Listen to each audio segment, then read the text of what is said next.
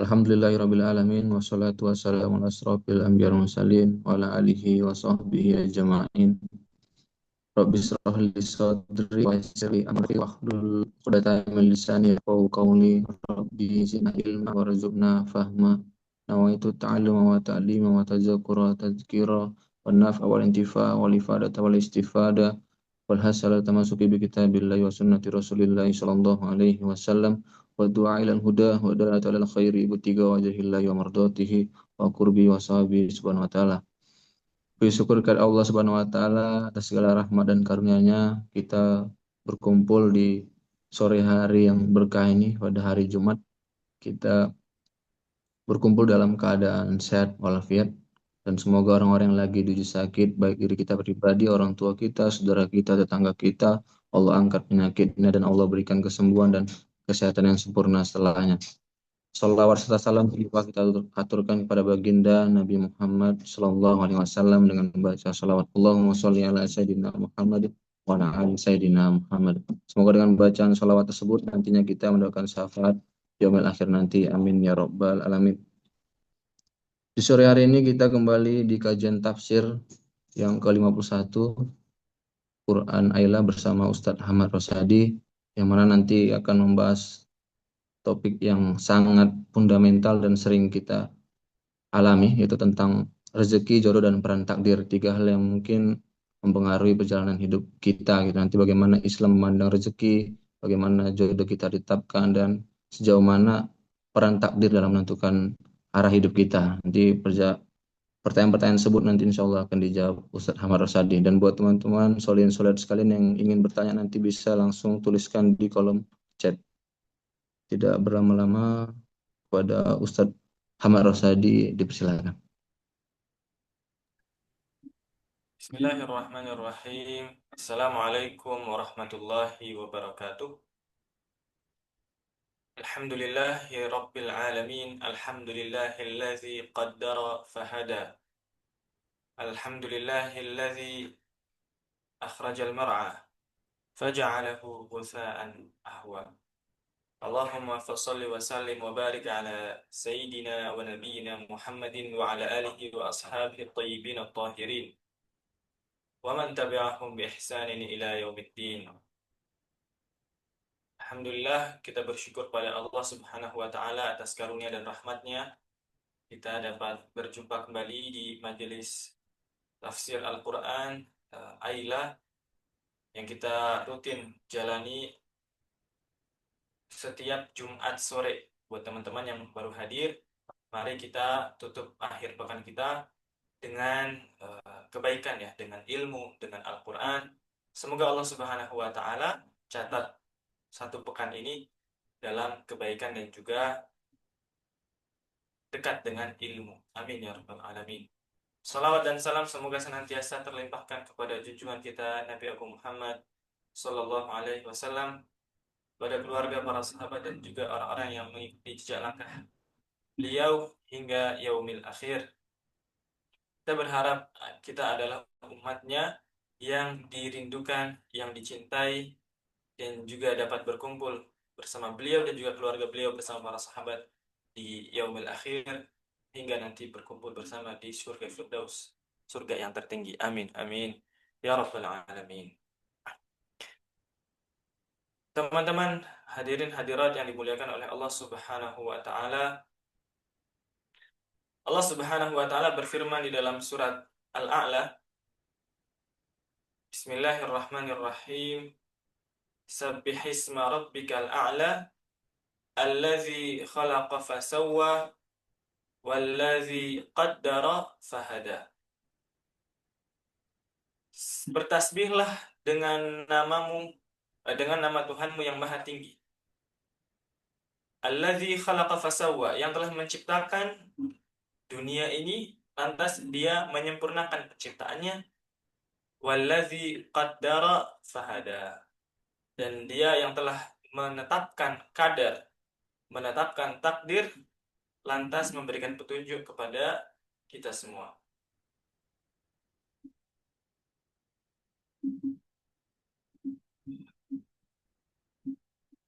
Permasalahan mengenai rezeki mengenai jodoh, mengenai takdir, mengenai apapun itu yang terkait dengan kehidupan kita ini senantiasa menarik ya.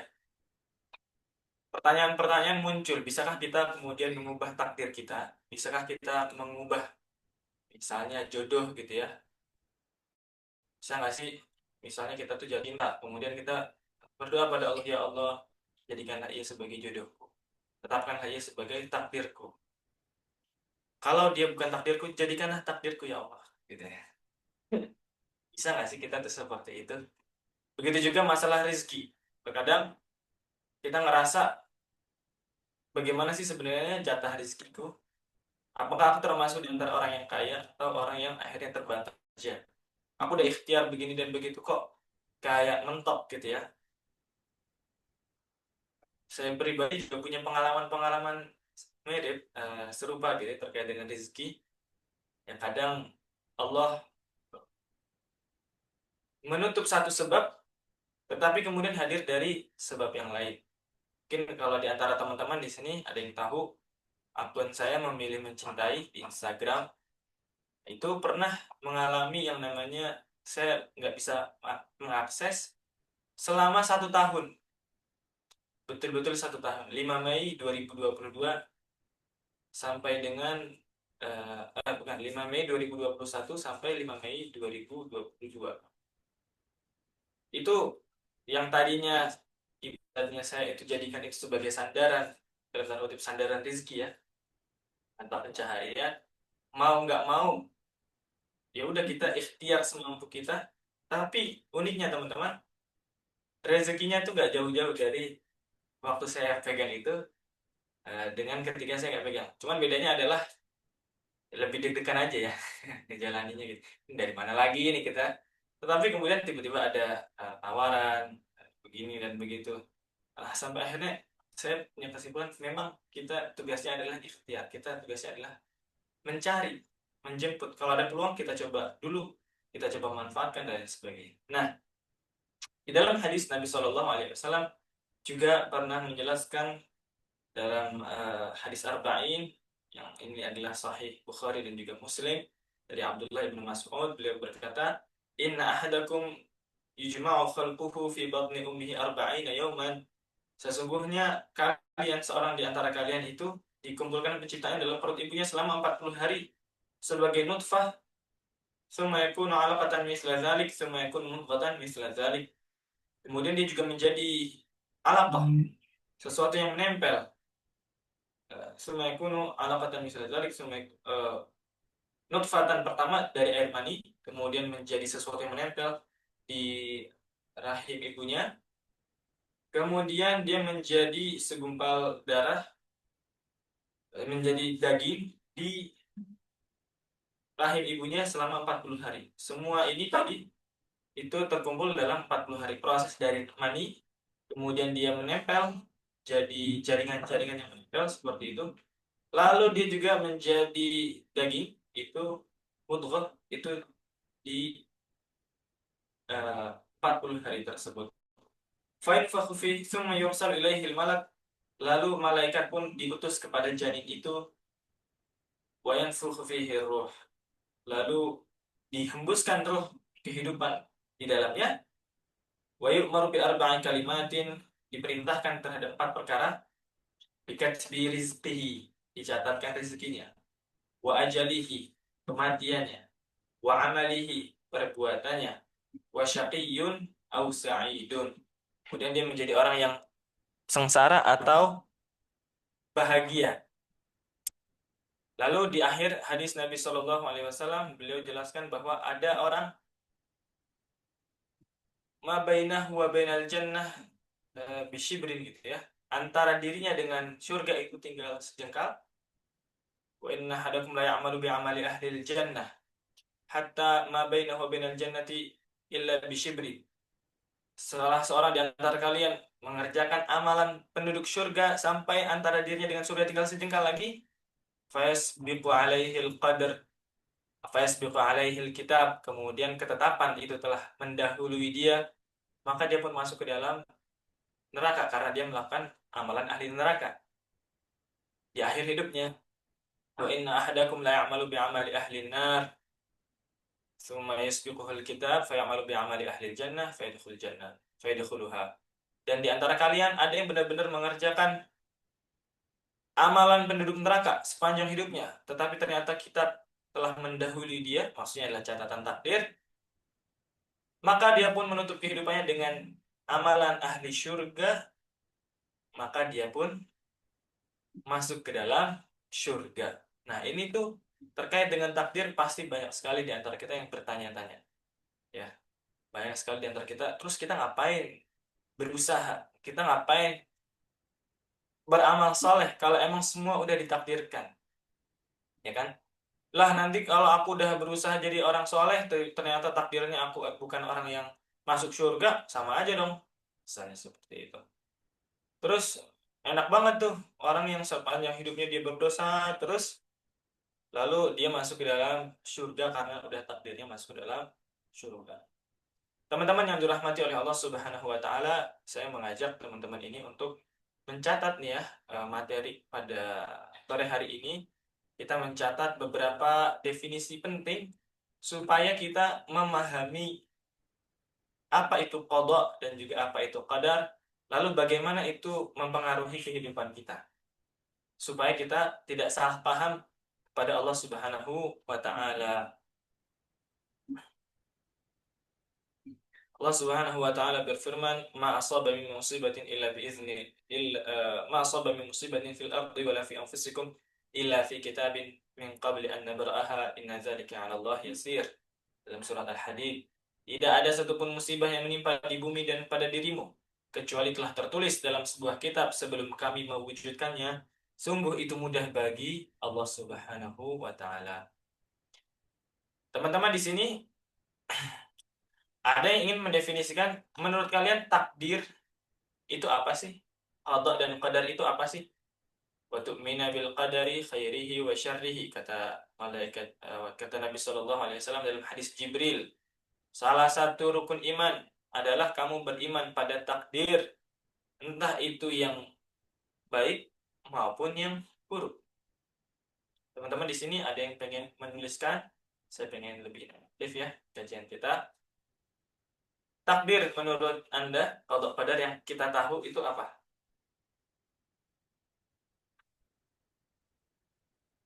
Nanti kita nyuri makanan deh, takdir. Apa teman-teman? Menurut Anda, menurut kalian, takdir itu apa sih? Karena kan kita tuh sering ya ngomong takdir, takdir, atau qada qadar. Jadi di dalam keilmuan, sebetulnya dalam apapun ya, dalam ilmu apapun, termasuk juga dalam ilmu agama, kita itu perlu memahami definisi. Ketika kita mau ngomongin sesuatu, kita harus ngebahas dulu. Ini tuh apa sih?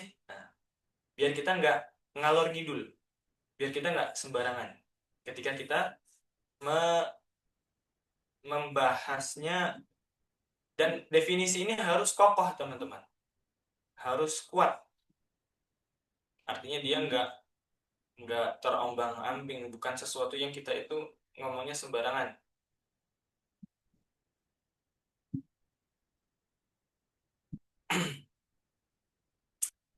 Baik, pada takut nih ya, pada takut salah. Sebenarnya nggak usah takut salah teman-teman. Kita itu santai mawon. Kita bahas deh sedikit demi sedikit ya.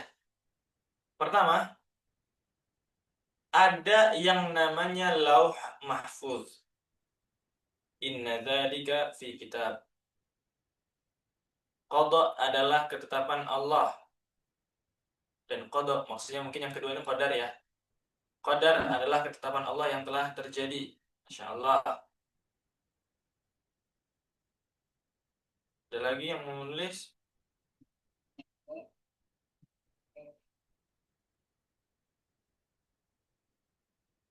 Ada lagi teman-teman? Ini qada dan ini mendekati, mendekati definisi yang akan kita bahas. Baik, pertama kita membahas lauh mahfuz. Allah Subhanahu wa taala berfirman, Di dalam surat Al-Buruj ayat yang terakhir. Bal huwa Qur'anum majidun fi lauhin mahfuz. Gimana? Suara saya jelas, teman-teman? Ini pertanda udah harus ganti mic. Saya beberapa kali dikritik pas video call apa segala macam. Bal huwa Qur'anun majidun fi lauhin mahfuz. Ini adalah dia adalah Quran yang mulia dan dia terdapat di lauh mahfuz. Pembahasan, ini ada yang menarik-menarik nih. Qadha, ketetapan Allah yang sudah tetap, nggak bisa diubah. Seperti alamat. Alamat kita bisa diubah. Alamat KTP. Kita harus punya KTP. Qadar, sesuatu yang bisa diubah. Oke, ini menarik-menarik, teman-teman. Masya Allah. Pertama kita membahas lauh mahfuz dulu ya. Agar kita nggak bingung. Lauh mahfuz ini disebut juga sebagai Ummul Kitab. Ummul Kitab.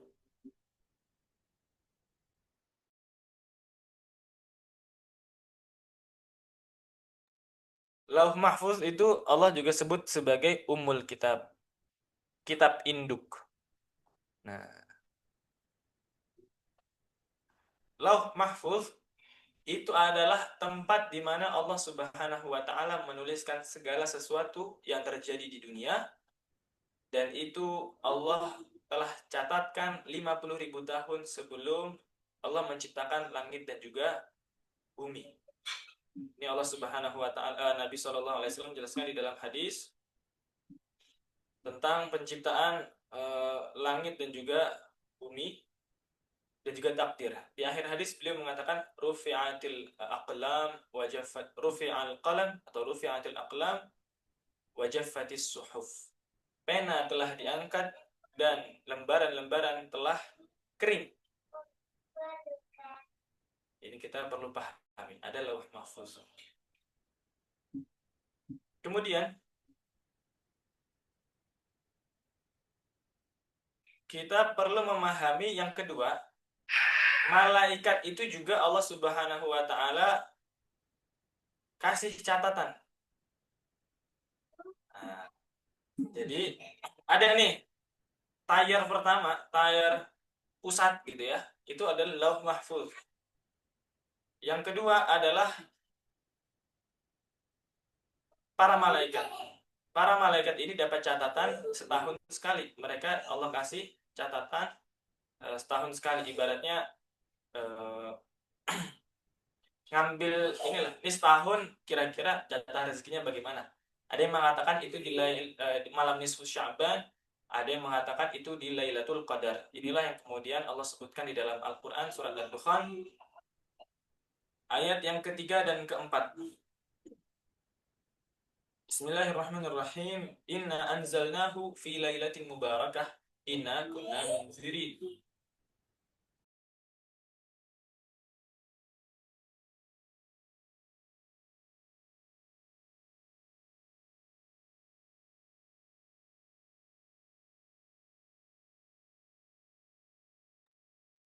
Sesungguhnya kami menurunkan Al-Quran pada satu malam yang penuh dengan keberkahan, dan kami benar-benar memberikan peringatan. Fiha yufraqu kullu amrin hakim. Pada malam itu dibagikan segala urusan dari Allah Subhanahu wa taala yang Maha Bijaksana. Urusan-urusan yang penuh hikmah. Jadi pada satu malam di setiap tahun Allah Subhanahu wa taala itu ngasih kepada para malaikat catatan-catatan tentang rezeki kita. Tentang ada orang yang saat itu ajalnya sudah ditetapkan tahun ini. Jadi ada orang-orang, sebagian ulama itu berkata seperti ini. Ada yang mengatakan di nisfu Sya'ban ya. Terkadang ada sebagian orang yang dia sedang melakukan pesta. Padahal malaikat lagi mendapatkan catatan bahwa dia akan mati di tahun itu. Ada yang lagi mungkin bersama istrinya.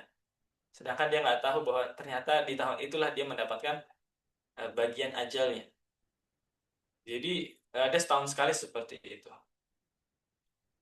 Kenapa kita perlu memahami dua hal ini? Jadi yang di Lauh Mahfuz dan juga di kitabnya para malaikat. Malaikat itu kan nanti ada malaikat yang tugasnya ngebagiin rizki ya. Bukan dia yang memberikan rizki, tetapi membagi-bagikan. Nah, ini nanti supaya kita bisa memahami firman Allah Subhanahu wa taala, yamhullahu ma yasha'u wa yuthbit wa indahu ummul kitab. Di dalam surat Ar-Ra'd ayat 39, likulli ajalin kitab. Ayat sebelumnya, walaqad arsalna min qablik wa ma kana lirasulin likulli ajalin kitab. Setiap ajal itu ada catatannya, setiap masa ada kitabnya. Yamhullahu ma yasha wa yuthbit wa indahu ummul kitab. Allah bisa menghapus dan menetapkan apa yang Dia kehendaki, dan di sisinya terdapat ummul kitab, yaitu lauh mahfuz. Di mana yang dihapus? Di catatannya para malaikat. Adapun yang di lauh mahfuz itu tidak berubah, teman-teman. Nah, disinilah kita perlu memahami kemudian definisi qada. Qada adalah ilmullah al-masbuq, ilmullah fil azal. Ilmunya Allah Subhanahu wa taala. Ini definisi yang dituliskan oleh Syekh Muhammad Sa'id Ramadan Al-Buti rahimahullah taala. Ilmullah al-masbuq fil lauhil mahfuz, atau hukmullah al-masbuq fil lauhil mahfuz. Ilmu Allah atau ketetapan dari Allah yang Allah catatkan di lauh mahfuz, yang disebut sebagai rufi'atil aqlam wa jaffatis suhuf itu tadi. Ini nggak akan berubah, teman-teman. Penanya udah diangkat, catatannya udah kering. Kataballahu maqadir khalaiq qabla an yakhluqas samawati wal ard bi 50,000 sanah wa kana 'arshuhu 'alal ma'. Ini hadis dari Abdullah bin Mas'ud. Allah udah menetapkan segala takdir hamba 50.000 tahun sebelum Allah ciptakan langit dan juga bumi. Itu lah mahfuz, catatannya nggak berubah. Tapi yang Allah berikan kepada malaikat itu bisa diubah. Nah, di Lauhil Mahfuz ini adalah ilmunya Allah. Cuman Allah yang tahu. Malaikat pun juga, malaikat nggak ada yang tahu. Jadi Lauh Mahfuz hanya Allah Subhanahu wa taala yang tahu, malaikat tidak ada yang tahu. Di catatannya para malaikat itulah nanti kita bisa berikhtiar gitu ya. Berdoa, kita bisa berusaha, kita bisa mungkin menolak bala dengan bersedekah, dengan memperbanyak interaksi dengan Al-Quran. Di situ Allah Subhanahu wa taala dapat yamhullah ma yasha.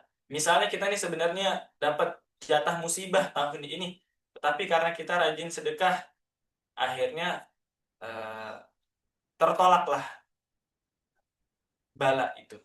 Musibah itu nggak jadi, gitu ya. Atau misalnya kita dapat kesusahan di perjalanan kita nih, kita pengen perjalanan misalnya ke lapangan, pengen ke kampus, pengen ke masjid. Lalu di perjalanan itu kita berdoa, ya Allah, bismillahirrahmanirrahim, ala Allah, la haula wala quwata illa billah. Maka di situ kemudian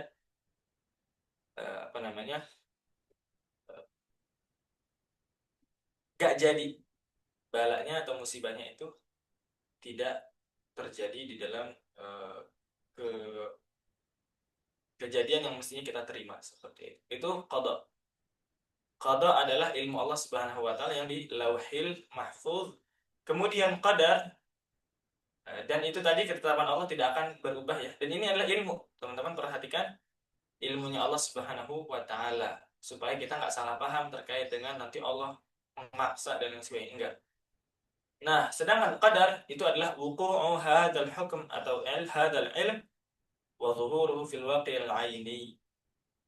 Terjadinya ilmu atau ketetapan Allah pada realitas itu adalah qadar, ya. Kalau qada itu adalah ilmunya Allah, kalau qadar itu yang sudah terjadi. Terus bagaimana nih Ustaz tentang rezeki, tentang jodoh? Itu tuh sebenarnya kita tuh bisa ikhtiar atau udah dari sananya sih? Itu kita tuh bisa memilih, kita bisa berusaha atau emang udah dari sononya? Nah, ini yang menarik, teman-teman. Allah Subhanahu wa taala itu merahasiakan ini semua. Bahkan para malaikat pun juga Nggak ada yang tahu. Merahasiakan takdir. Maka manusia itu yang diminta oleh Allah Subhanahu wa taala adalah untuk beramal, untuk berikhtiar, untuk berusaha. Wa qul i'malu. Katakanlah, beramalah kalian, berusahalah kalian.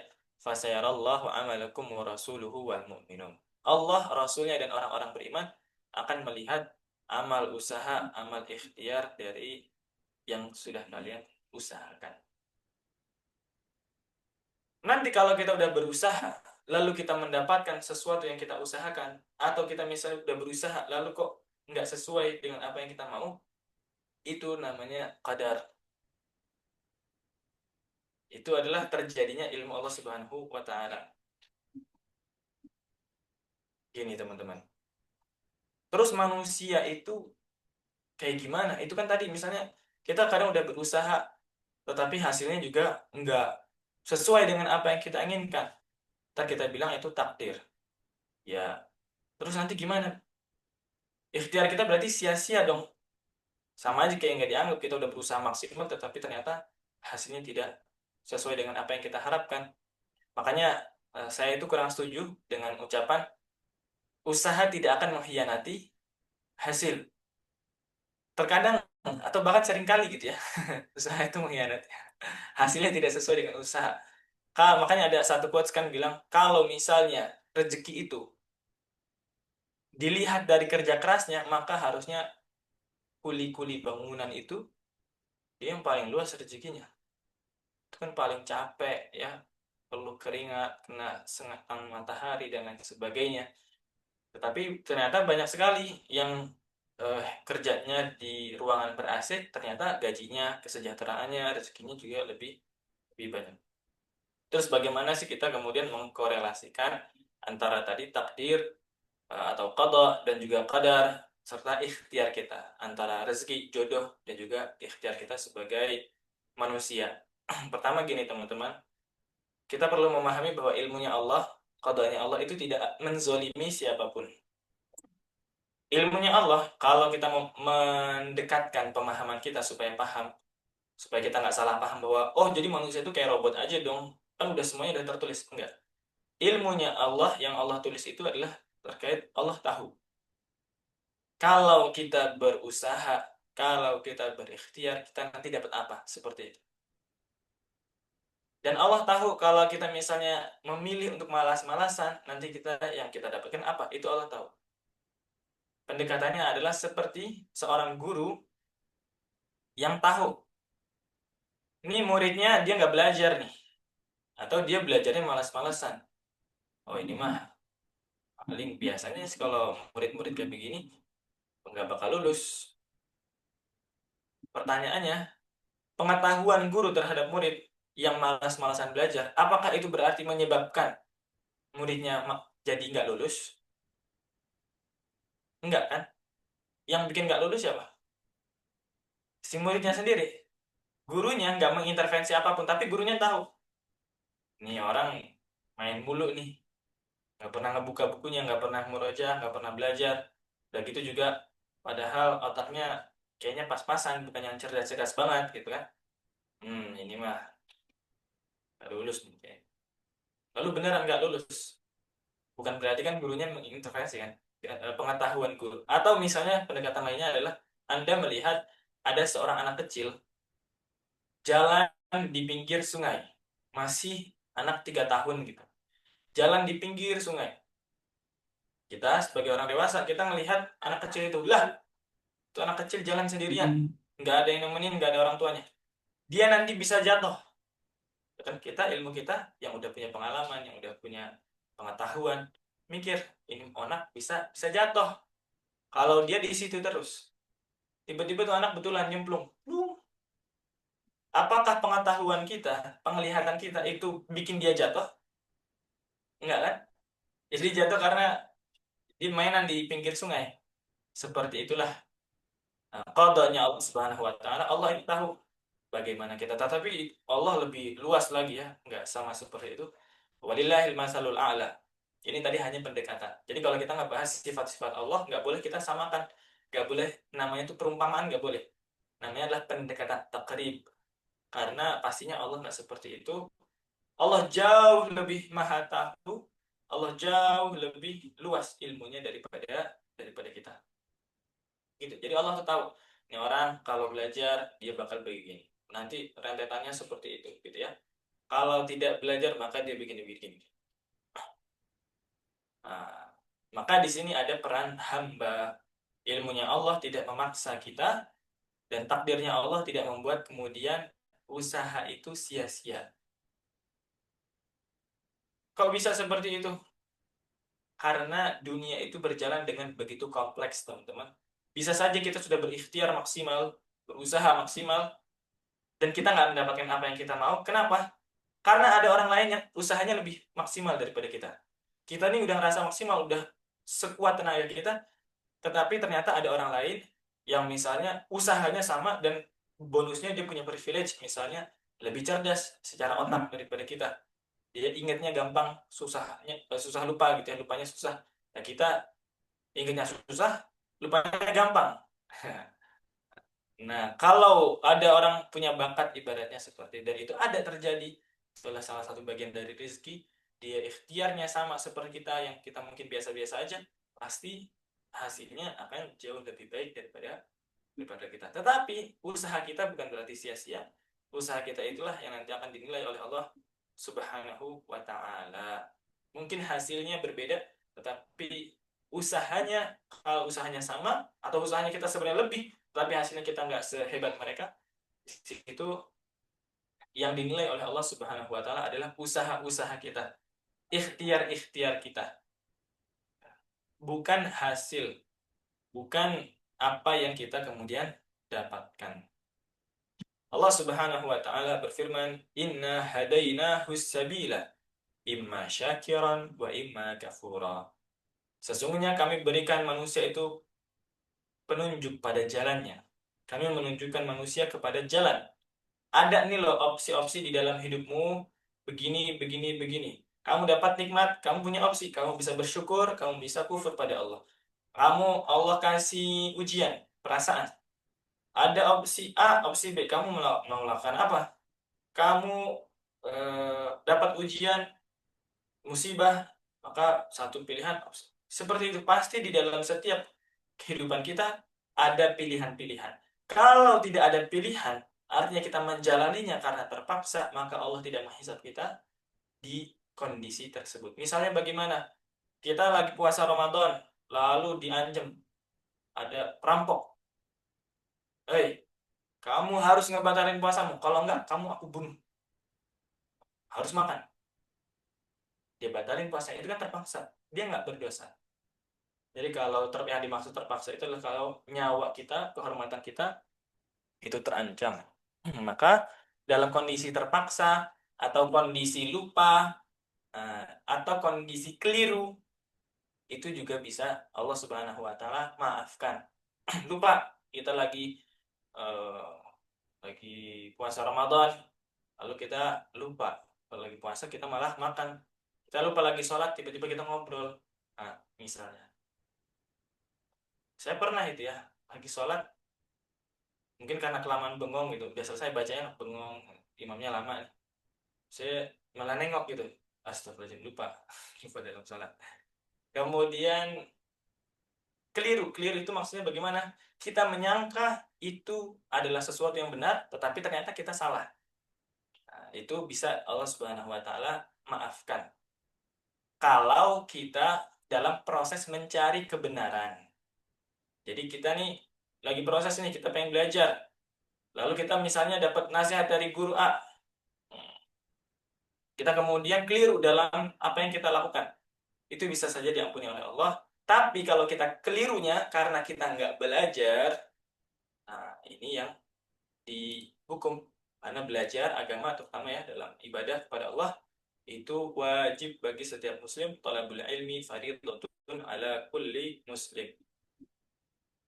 Terus bagaimana kita kembali ke masalah rezeki, masalah jodoh, Maka teman-teman yang perlu kita ketahui adalah Allah Subhanahu wa taala sudah tahu terkait dengan rezeki kita kadarnya seperti apa, dengan siapa kita akan berjodoh, ya.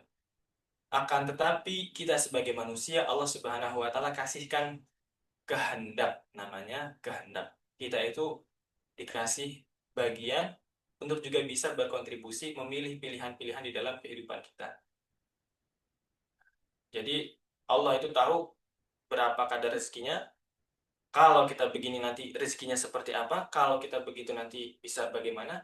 Jadi tindakan-tindakan itu juga bisa mengubah porsi loh teman-teman. Ya. Atau menunda, atau menutupi, atau jadi mengubah porsi-porsi itu. Dan itu Allah Subhanahu wa taala sudah tahu semua. Ini ilmunya Allah ya, ilmunya Allah beda. Tapi maksudnya tadi yang di catatan malaikat itu tindakan-tindakan kita bisa berubah-ubah. Maka Allah Subhanahu wa taala berfirman, "Innallaha la yughayyiru ma biqaumin hatta yughayyiru ma bi anfusihim." Sesungguhnya Allah nggak akan mengubah nasib suatu kaum sampai dia sendiri yang mengubahnya. Jadi ada perang. Walaupun konteks di situ adalah sebetulnya terkait dengan rezeki. Rezeki kita itu bisa terhalangi dengan maksiat-maksiat kita kepada Allah Subhanahu wa taala. Tapi Ustaz, itu ada orang dia maksiat terus, rezekinya banyak. Ketika dia maksiat terus, rezekinya banyak, pasti ada rezeki-rezeki lain yang Allah cabut. Misalnya, mungkin secara materi banyak, tetapi keberkahannya hilang. Mungkin secara materi banyak, dia bisa jalan-jalan ke sana kemari, tetapi rasa khusyuknya, ketakutannya kepada Allah cabut. Khusyuk. Dia keinginan taufik untuk beribadah, itu Allah cabut. Interaksinya dengan Al-Quran, Allah cabut. Dan ini sebesar-besar mengerikannya atau sehina-hinanya dicabutnya rezeki dari seorang. Ada orang bilang, wahai imam, saya maksiat sama Allah, gini, gini, gini, gini.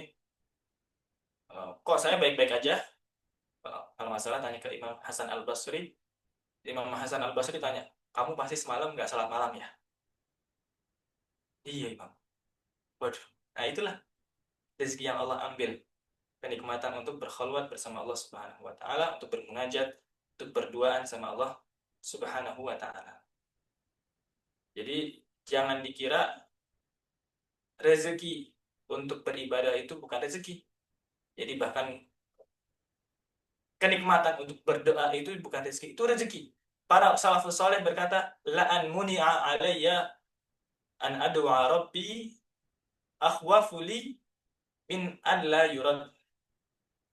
Aku lebih takut, aku terhalang dari berdoa kepada Allah daripada doaku tidak dijawab. Jadi dia lebih takut aku nggak berdoa lagi daripada doaku nggak segera diijabah oleh Allah Subhanahu wa taala.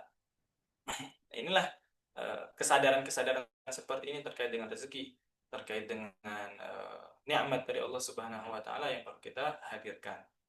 Maka dalam ikhtiar kita, dalam rezeki, dalam jodoh,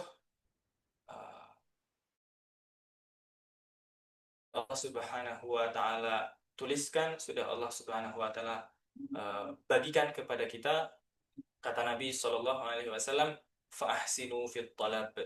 Maka perbaikilah cara kita mencari, perbaikilah cara kita meminta kepada Allah Subhanahu wa taala. Segala sesuatu udah ada catatannya. Mau kita ambil dengan cara yang halal, kadarnya pun sama. Mau kita ambil dengan cara yang haram, kadarnya juga sama. Ada orang kemarin korupsi, ketahuan 11 triliun. Masya Allah. 2 triliun, semuanya itu dalam bentuk cash, 2 triliun dipajang, jadi kayak panggung. Saya waktu lihat beritanya, mana duitnya nih? Ternyata duit semua itu yang jadi panggung. Itu baru 2 triliun. Itu bukan rezeki dia. Kenapa itu bukan rezeki dia? Karena dia belum sempat merasakannya. Tetapi usaha dia, ikhtiar dia, pilihan dia untuk korupsi itu sudah dicatat sebagai maksiat kepada Allah Subhanahu wa taala. Nah, terkadang seperti itu teman-teman. Mungkin ada hal-hal yang rasa-rasanya nggak kita pegang, tetapi itu adalah rezeki. Ada juga yang seolah-olah dalam ilusi kita itu milik kita, ada kepemilikannya pada kita, tetapi itu bukan rezeki kita. Karena rezeki itu adalah segala sesuatu yang kita dapat manfaatkan. Kullu ma yanfa' walau kana haraman, segala sesuatu yang bermanfaat walaupun itu haram, itulah rezeki. Kalau misalnya kita udah ikhtiar nih, kerja, Masya Allah, udah kerja bagus-bagus, amanah, sesuai job desk, kita kerja, dapat gaji,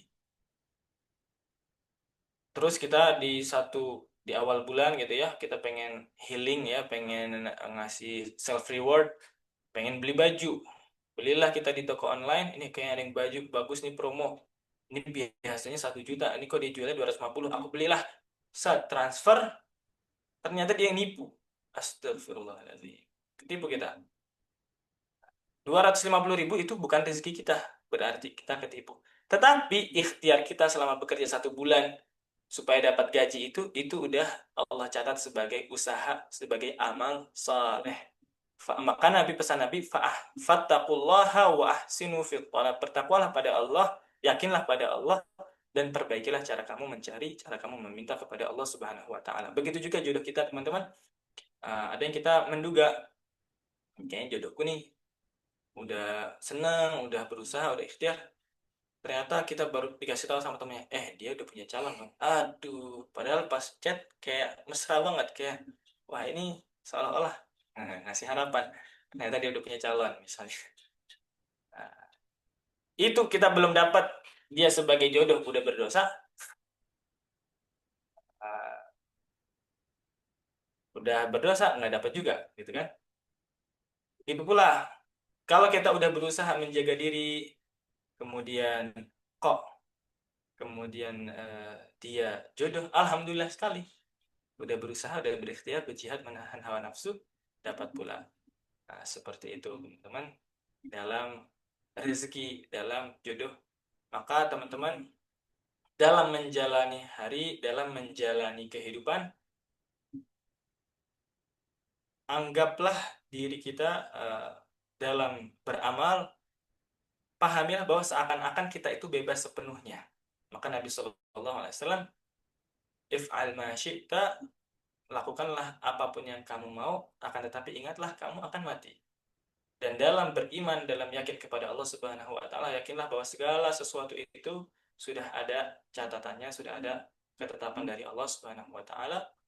Maka kita ikhtiar secara badan itu berlelah-lelah, tetapi dalam hati kita tetap yakin pada Allah Subhanahu wa taala. Al-jawarihu tat'ab wal qulubu tatawakkal. Organ tubuh kita lelah dalam ketaatan pada Allah, dan hati kita sepenuhnya yakin bertawakal bergantung hanya kepada Allah Subhanahu wa taala. Maka teman-teman yang sedang menanti jodoh, tetaplah bertakwa pada Allah dan perbaikilah dalam usaha mencarinya. Jangan karena aduh kerja dapat nih, udah aku tebar inilah nyapa semua cewek misalnya, atau sebaliknya nyapa semua cowok. Ya, jangan. Wahsinu fit talab. Perbaiki cara kamu dalam mencari. Yang cepat belum tentu tepat, belum tentu berkah. Yang lambat bukan berarti terlambat. Karena semuanya sudah tercatat di dalam kitab. Barakallahu fikum. Saya kembalikan ke Mas Afan untuk kita masuk ke sesi tanya jawab. Masya Allah, luar biasa sekali disampaikan Ustaz Ahmad, materi yang memang sangat kerap dengan masa kini Ustaz, apalagi anak-anak muda ini, apalagi ada tentang jodoh nih Ustaz. Biasanya banyak yang bertanya biasanya Ustaz. Mungkin buat teman-teman jamaah sekalian yang ingin bertanya bisa dituliskan di kolom komentar. Kami tunggu 2 menit.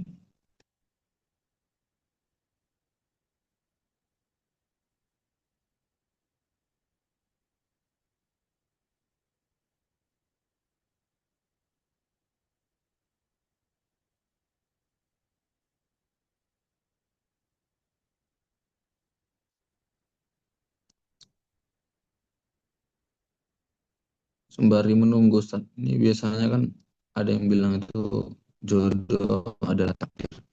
Apakah itu berarti kita tidak perlu berusaha untuk mencari atau memilih? Atau bagaimana sebenarnya konsep ikhtiar dan tawakal dalam urusan jodoh ini, Ustaz? Ya, jodoh adalah takdir, itu ada benarnya, tetapi manusia tetap berusaha itu juga harus, ya.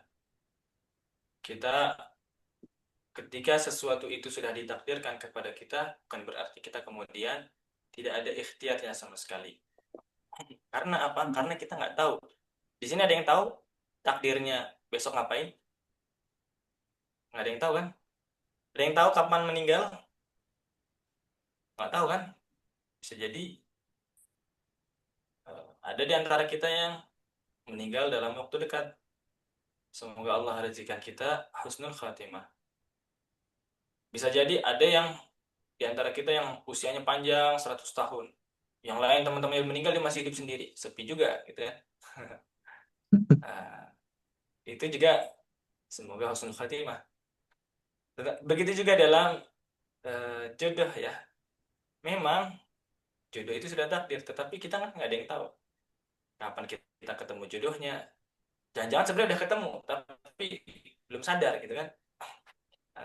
Atau bagaimana cara kapan kita menikahnya.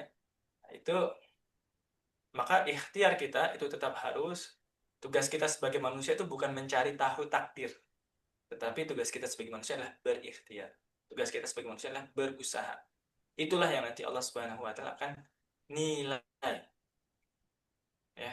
Usaha kita mau itu dapat ataupun enggak, itu adalah dinilai oleh Allah Subhanahu wa taala, dan Allah nggak akan menzalimi hambanya walaupun sebesar kulit kurma, kulit biji kurma. Teman-teman tahu biji kurma? Itu kan ada kulitnya ya. Seringan itu Allah Subhanahu wa taala tidak akan menzalimi hamba. Wala yuzlamuna fatila. Fatila dalam bahasa Arab itu adalah kulit selaputnya biji kurma.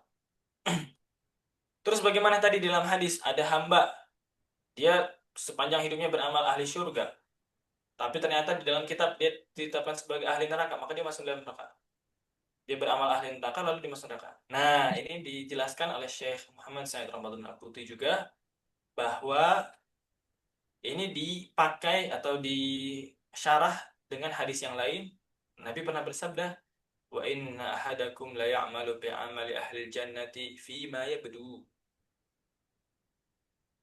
Jadi amalan surgawinya, amal solehnya itu yang ditampakkannya aja. Tetapi ketika dia sendiri atau ketika dia melakukan amal tersebut ternyata niatnya tidak ikhlas lillahi ta'ala wal'iyazubillah, semoga Allah Subhanahu wa taala selamatkan kita dari yang seperti itu. Kalau orang beramal soleh, luarnya doang, hatinya nggak soleh, hatinya busuk, niatnya nggak ikhlas, niatnya riya, niatnya ujub,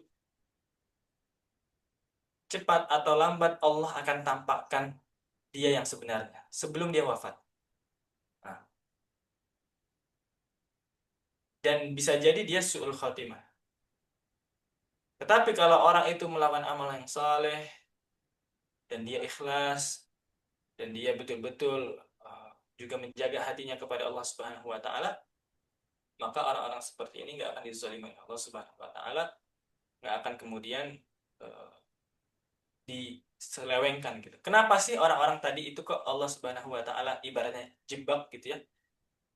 Karena mereka pengen menipu Allah, wa huwa khadi'un. Yukhadi'una Allah walladzina amanu wa ma yakhda'una illa anfusahum wa ma yash'urun. Jadi ayat itu orang-orang munafik itu pengen menipu Allah dan kaum muslimin, tetapi mereka sebetulnya sedang menipu dirinya sendiri tetapi mereka nggak sadar. Nah, jadi mereka tuh mereka pengen menunjukkan seolah-olah aku baik, padahal dirinya na'udzubillah. Nah, kondisi seperti itu, tindakan seperti itu nggak menipu siapapun kecuali sebetulnya dia sedang menipu dirinya sendiri. Dia mengira dia akan jadi ahli surga, tapi ternyata Allah tahu isi hatinya, Allah tunjukkan bagaimana dia sebenarnya. Faman Wa man 'amila shalihan min dzakarin aw untha wa huwa mu'minun falanuhyiyannahu hayatan thayyibah wa lanajziyannahum ajrahum bi ahsani ma kanu ya'malun. Kalau orang beriman laki-laki dan perempuan beramal saleh, maka akan Allah kasihkan kehidupan yang baik dan Allah akan balas dengan sempurna, bahkan dengan balasan yang jauh lebih baik terhadap apa yang mereka lakukan. Tapi kalau orang yang nggak baik, walaupun zahirnya baik tapi hatinya nggak baik, Allah akan tipu dia sebagaimana dia pengen menipu Allah dan juga kaum muslimin. Ini berkaitan dengan ada seorang sahabat atau kaum muslimin itu ya, ketika dia berjihad itu ternyata dia berjihad bukan untuk Allah dan Rasulnya, dia berjihad supaya dia disebut sebagai pahlawan, disebut sebagai pemberani. Maka ketika dia terluka di medan perang, dia nggak tahan terhadap luka itu, dia nggak sabar terhadap luka itu, dia kemudian membunuh dirinya sendiri. Nah, ini konteks hadisnya tuh seperti itu, teman-teman. Terus gimana kalau ada orang yang hidupnya maksiat, terus lalu Allah kasih hidayah, yaitu adalah rahmatnya Allah. Terserah Allah Subhanahu wa Ta'ala. Semoga Allah rezekikan kita husnul khatimah, hidupnya di jalan Allah, matinya pun juga di jalan Allah. Amin. Amin ya rabbal alamin. Masya Allah, ini sudah masuk 5 pertanyaan, Ustaz. Kita bacain satu-satu. Nih, ada yang sama, saya gabungnya, Ustaz ya. Ya. Mau tanya, Ustaz, adakah cara supaya doa bisa selalu dikabulkan oleh Allah Ta'ala? Kemudian, dalam berdoa, apakah sebaiknya kita menyebutkan hajat kita secara spesifik atau sebaiknya berdoa secara umum saja? Monggo, Ustaz. Ya. Berdoa itu pertama kita pahami sebagai bentuk penghambaan kita kepada Allah. Dengan berdoa kita mengakui bahwa kita adalah hamba yang lemah di hadapan yang maha kuasa. Bahwa kita adalah hamba yang miskin di hadapan zat yang maha kaya. Bahwa kita adalah hamba yang hina di hadapan zat yang maha mulia. Itu yang pertama dasar. Kemudian pastinya kita juga dalam meminta pada Allah, kita berharap doa itu dikabulkan. Itu boleh, itu perlu kita usahakan juga. Maka salah satu ikhtiarnya adalah menjaga makanan. Menjaga makanan. Akan tetapi kita juga perlu tahu bahwa cara Allah menjawab doa itu dengan tiga. Yang pertama, Allah bisa kabulkan sesuai apa yang kita minta. Yang kedua, Allah jauhkan bala, harusnya kita dapat musibah. Di situ kemudian Allah ganti dengan yang baik karena doa kita. Yang ketiga, Allah kemudian simpan doa itu untuk kemudian Allah balas, Allah kasih di surga atau menjadi timbangan amal soleh kita nanti di yaumil hisab. Kalau ikhtiarnya tadi adalah makan makanan yang halal, tetapi tadi pada akhirnya ada tiga macam juga cara Allah Subhanahu Wa Taala mengabulkan. Nabi SAW pernah berdoa dan doanya nggak Allah kabulkan. Apa doa Nabi? Nabi berdoa supaya umatnya tidak berpecah belah. Tapi ditolak oleh Allah, telah ada dalam catatannya, Allah telah menetapkan bahwa umat Nabi akan berpecah belah. Jadi ternyata kita pun yang bisa kita lakukan hanyalah berharap pada Allah. Kalau Allah kabulkan itu adalah dari kasih sayangnya. Kalau Allah belum mengabulkan itu atau enggak mengabulkan apa yang kita minta secara spesifik itu adalah cara Allah menunjukkan keagungannya. Jadi jangan kita pengen semua yang kita minta. Ya kita sih pengen, tapi jangan menuntut gitu ya. Kita pengen semua yang kita minta Allah kabulkan, tapi jangan menuntut. Kalau apalagi mencela Allah kalau Allah tidak mengabulkan. Kan Allah kan Tuhan ya. Kalau semua yang kita mau, apalagi harus terjadi sesuai apa yang kita mau, masa kita ngatur Tuhan gitu ya. Disitulah cara Allah Subhanahu Wa Taala menunjukkan jalaluh, keagungannya kepada hamba. Apakah kalau kita doa spesifik atau umum aja? Saya menganjurkan kalau bisa spesifik nggak apa-apa,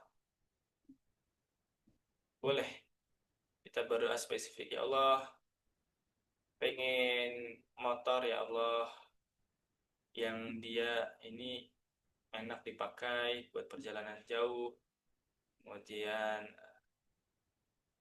bisa pakai premium. Belum ada premium ya. Apalah pokoknya gitu. Saya pengen lucu tapi nggak lucu ya. Mobil yang bagus, yang nyaman segala macam. Ya spesifik itu beda-beda ya tiap orang. Kalau menurut saya lebih suka itu berdoa sama Allah yang fiturnya bagus gitu ya. Maksudnya fitur-fiturnya, bukan secara spesifik namanya atau jenisnya gitu. Tapi fiturnya yang nyaman, misalnya kalau kendaraan, pengen punya kendaraan yang nyaman, dipakai perjalanan jauh, yang bisa menutupi dari panas dan juga hujan, yang bisa membantu kita dalam kebaikan, membawa kita pada hal-hal yang bermanfaat, dan lain sebagainya. Seperti itu. Itu nggak apa-apa, teman-teman. Boleh kita berdoa pada Allah seperti itu. Oke, selanjutnya Ustaz, apakah bisa dijelaskan kembali konsep kodo dan kodar secara bahasa yang lebih mudah dipahami? Dan Oke. ini ada juga yang hampir mirip, Ustaz. Ini juga ada yang nanya soal Apakah takdir. apakah kematian itu waktu, tempat, dan peristiwanya sudah ditentukan oleh Allah Subhanahu wa taala? Monggo, Ustaz. Ya, tadi ini pengen saya jelasin tapi lupa. Jadi gini teman-teman, qada, qadar, takdir, ini tiga hal, kalau dia disebutkan secara sendirian, maknanya sama. Paham? Maknanya ya udah takdir, ketetapan Allah gitulah ya. Qada, qadar, takdir. Maknanya sama. Ketetapan Allah Subhanahu wa taala. Ini saya coba sederhanakan. Karena ada kaidah mengatakan idza ijtama'a iftaraqa wa idza iftaraqa ijtama'a. Kalimat atau istilah-istilah itu kalau dia berkumpul, saya nyebut nih ada qada, ada qadar, maka dia maknanya beda. Tetapi kalau ada kata-kata yang dia ini jalan sendiri-sendiri, saya nyebut misalnya lagi ngebahas takdir, maka maknanya itu sama antara qada dan juga qadar, maksudnya adalah ketetapan dari Allah Subhanahu wa taala. Gitu ya. Saya sebut muslim, Islam, iman. Ada seorang muslim, ada seorang mukmin misalnya. Itu kalau saya lagi ngomongin satu sendiri, satu cerita. Jadi di sebuah desa ini ada seorang muslim gini gini gini gini gini nih. Maknanya muslim, mukmin itu sama, bareng. Tetapi kalau saya lagi membahas atau di dalam Al-Qur'an dalam surat apa itu ya? Al-Hujurat, "Qul lam tu'minu walakin qulu aslamna." Misalnya Allah sebutkan ya ayyuhalladzina amanu, wahai orang-orang yang beriman. Maksudnya juga adalah orang-orang yang Islam, muslim. Tapi ketika Allah menyebutkan katakanlah kalian belum beriman, tetapi kalian itu baru Islam. Apa bedanya iman dan Islam? Beda. Jadi kalau lagi bersama, ada dua istilah bersama, maka maknanya bisa berbeda. Islam itu secara zahirnya sudah berislam, artinya dia dianggap sebagai muslim. Tetapi kalau mukmin itu sampai keislamannya itu masuk ke dalam hati, keimanannya kokoh. Jadi kayak gitu. Qalatil a'rabu amanna, orang-orang Arab Badui berkata kami telah beriman. Qul lam tu'minu, katakan kamu belum beriman. Walakin qulu aslamna, tapi bilanglah kami telah masuk Islam. Soalnya orang baru masuk Islam, dia belum langsung beriman, imanannya pasti belum kokoh, dia belum belajar. Tapi dia sudah berislam, sudah mengucapkan dua kalimat syahadat. Tetapi kalau kita membahas secara sendiri-sendiri, orang-orang yang beriman, orang-orang yang berislam, maknanya sama, Islam dan juga iman. Tapi kalau tadi qada, qadar pun seperti itu. Kalau dia terpisah pembahasannya, maknanya kurang lebih sama. Tetapi kalau saya lagi bilang apa bedanya qada dan juga qadar, lalu lagi ngejelasin perbedaan itu, maka di situ dia berbeda. Oke. Secara bahasa yang lebih mudah dipahami. Qada itu adalah ilmunya Allah terhadap sesuatu yang akan terjadi. Qadar itu adalah kejadian yang sesuai dengan ilmunya Allah. Qada ilmunya Allah terhadap sesuatu yang akan terjadi. Allah tahu besok akan terjadi apa. Qadar atau nanti sore nih maghrib nanti terjadi apa. Siapa yang jadi imam di Masjid Jogokarian misalnya. Allah udah tahu. Kan manusia tahu, mungkin tahu, tetapi kan maksudnya manusia, pengetahuannya manusia itu kan sebatas jadwalnya aja kan. Kan kita nggak tahu imamnya nanti bagaimana. Apakah bisa betul atau ada halangan. Mungkin tiba-tiba sakit perut kan akhirnya digantikan oleh imam yang lain. Tetapi Allah udah tahu nih imamnya siapa yang sebenarnya akan jadi imam gitu. Tapi sampai sekarang itu masih jadi qada, ilmunya Allah saja. Nanti kalau sudah maghrib, sudah terjadi nih imam, siapa yang jadi imam? Di situ adalah qadar, udah terjadi. Jadi segala sesuatu yang terjadi sekarang dan yang telah terjadi sebelumnya itu namanya qadar. Maka kita bilang qadarullah wa ma syaa fa'al. Kalau sesuatu udah terjadi, ini udah qadarullah, ini udah qadarnya Allah. Dan Allah Subhanahu wa taala punya kehendak apa yang terjadi. Kemudian takdir, apa itu takdir? Takdir itu kalau secara bahasa dari kata qadar. Qaddara yuqaddiru taqdiran.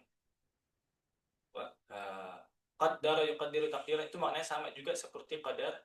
Maka kalau kita baca dalam surat Al-A'la tadi, allazi wallazi qaddara fahada. Itu dalam riwayat yang lain bacanya wallazi qadara fahada. Dalam Imam Al-Kisai, qiraat Imam Al-Kisai bacanya wallazi qadara fahada. Kalau Hafiz qaddara fahada. Maknanya kurang lebih sama terkait dengan ketetapan dari Allah Subhanahu wa taala. Jadi seperti itu. Kalau terpisah maknanya sama. Kalau lagi berkumpul kita lagi ngebahas nih secara spesifik. Nah, itu maknanya bisa berbeda-beda. Kayak gitu, teman-teman. Terakhir nih ya,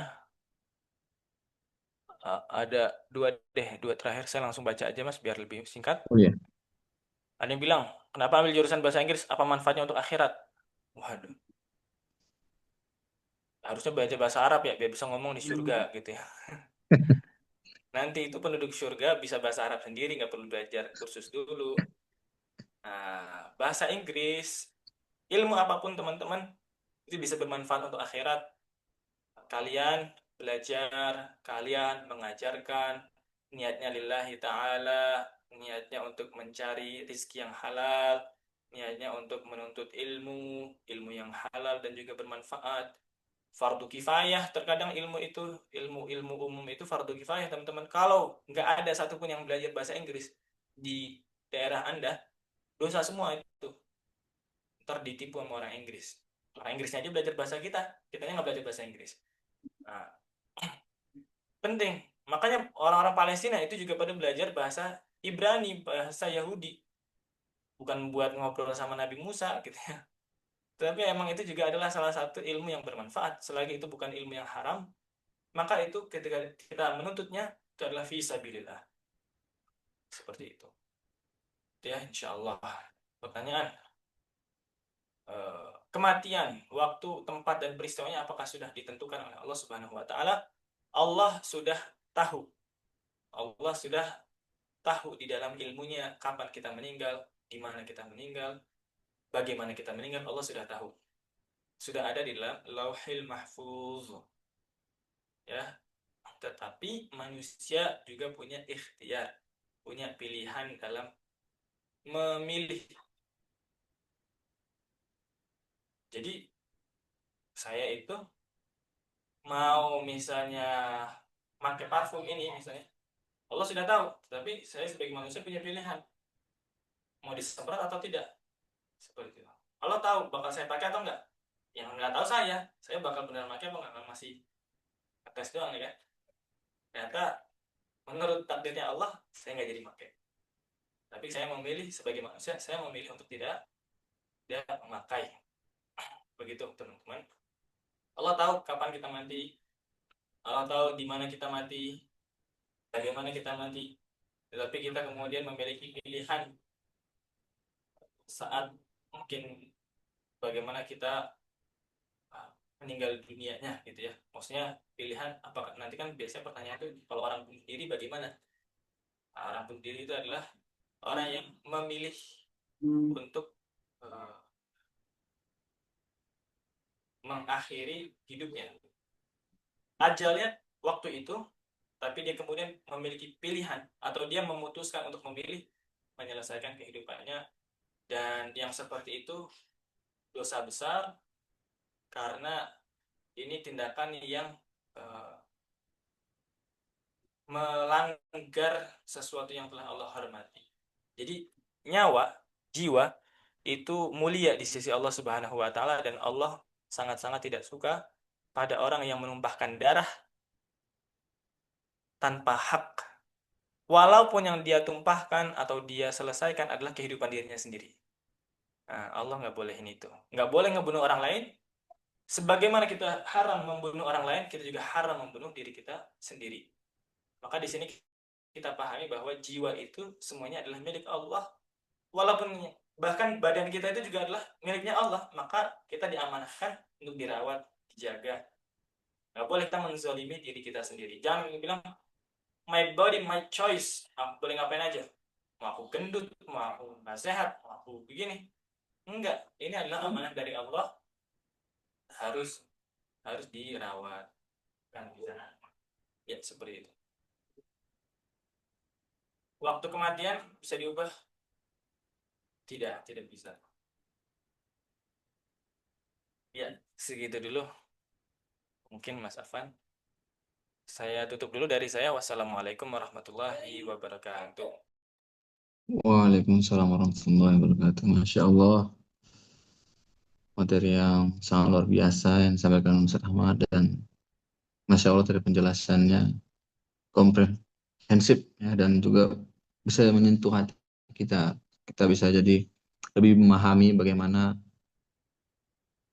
menyikapi tentang rezeki, jodoh, dan takdir dengan perspektif keimanan yang benar gitu.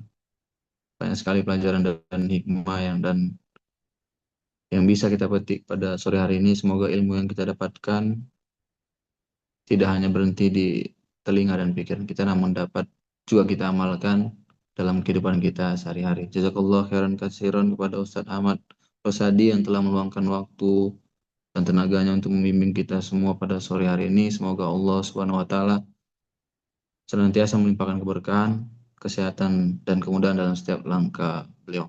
Terima kasih juga kepada Solin Soliat, teman-teman sekalian yang sudah hadir di kajian sore hari ini. Semoga kita selalu istiqomah dalam menuntut ilmu dan dalam melakukan kebaikan-kebaikan lainnya.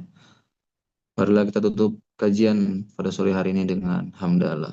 Alhamdulillahirabbil alamin, dan disempurnakan dengan kifaratul majelis. Subhanakallahumma wa bihamdika asyhadu an la ilaha illa anta astaghfiruka wa atubu ilaik. Mohon maaf apabila ada kesalahan kata atau penyampaian yang kurang berkenan. Wassalamualaikum warahmatullahi wabarakatuh.